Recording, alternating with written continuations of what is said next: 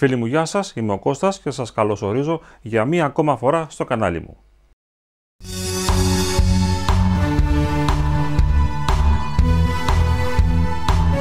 Στο σημερινό βίντεο θα δούμε την κατασκευή ενός αναδευτήρα που έχω φτιάξει για το ψυχαστικό μου βιτίο. Προτίμησα να φτιάξω μόνος μου το αναδευτήρα για να έχω ομοιόμορφη κατανομή σε όλο το μήκος του στενόμακρου βιτιού μου.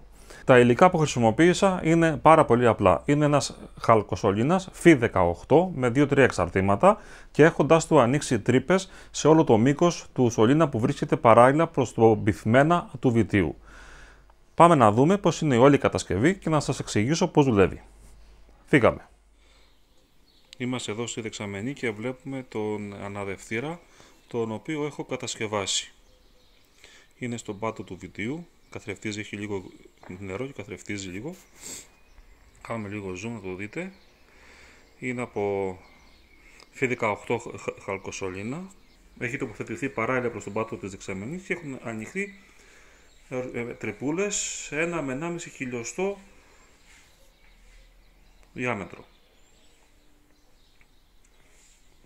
Αυτός ο σωλήνας βγαίνει εδώ απ' έξω, εδώ ακριβώς.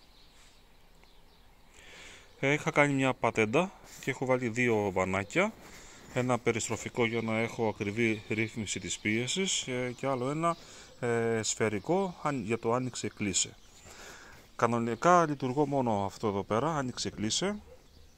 Η πατέντα μου δεν έπιασε γιατί ήθελα να έχω 2 παροχές, μία από την επιστροφή της αντλίας που το κουμπώνω εδώ και άλλη μία από την έξοδο της δεύτερης παροχής υψηλής πίεσης εδώ πέρα. Δεν έστρωσε καλά το παιχνίδι αυτό, οπότε για να μην τροποποιώ απλώς αυτή την έχω σφραγίσει εντελώς. Τώρα θα την ανοίξουμε. Θα συνδέσουμε εδώ το λάστιχο του δικτύου για να δούμε πώς δουλεύει ο αυτόματος αναδευτήρας. Έχω συνδέσει την παροχή μου, ανοίγω το περιστροφικό, πάμε εδώ να δούμε, ήδη τρέχει λίγο.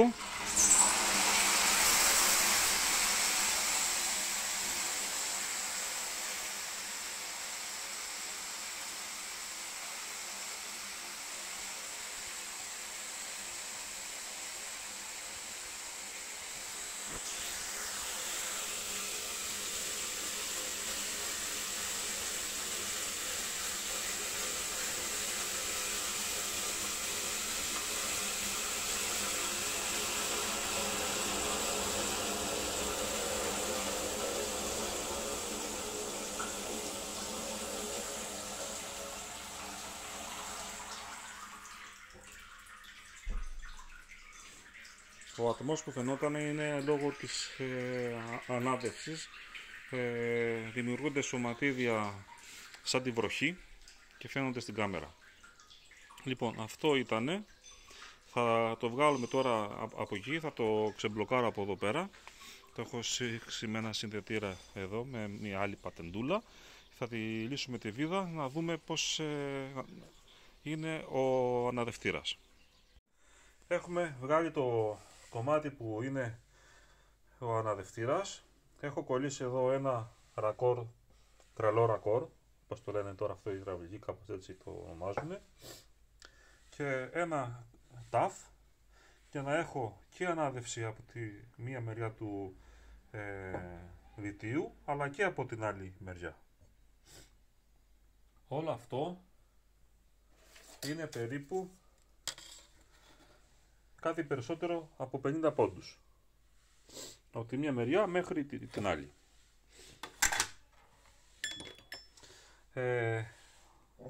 Έχουμε ανοίξει τρυπούλες όπως βλέπετε. Εδώ είναι μία, εδώ είναι άλλη μία και πάμε μία εδώ, άλλη μία εδώ και προς τα κάτω. Εδώ μία, εδώ και εδώ, ούτως ώστε όταν αυτό είναι τοποθετημένο κάθετα, έτσι, να πηγαίνει ροή νερού και προς τα κάτω, να χτυπάει εκεί το τείχομα και προς το πλάι.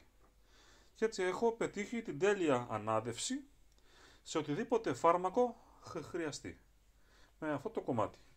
Ο χαλκοσωλήνας είναι Φι18, Είναι η τρίτη χρονιά που το έχω και φυσικά από εδώ και από τη μια άκρη και από την άλλη έχουμε βάλει τάπες για να μην φεύγει όλη η ροή ελεύθερα από εδώ. Αυτό είναι. Πατέντα δικιά μου και ως στιγμής λειτουργεί άψογα. Αυτή ήταν η κατασκευή.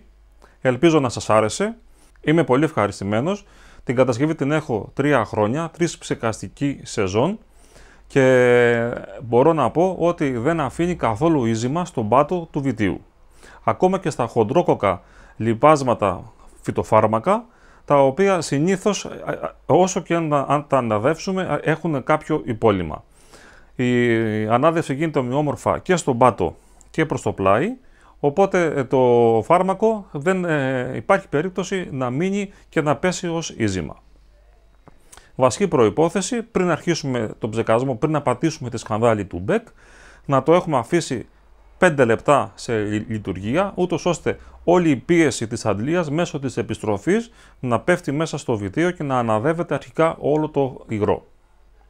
Ελπίζω να σας βοήθησα. Αν σας άρεσε το βίντεο, πατήστε like, κάντε εγγραφή στο κανάλι μου και πατήστε και το καμπανάκι για να σας έρχονται ειδοποιήσεις από τα επόμενα βίντεο που θα ανεβάζω. Μέχρι το άλλο βίντεο, να είμαστε όλοι καλά. Γεια σας.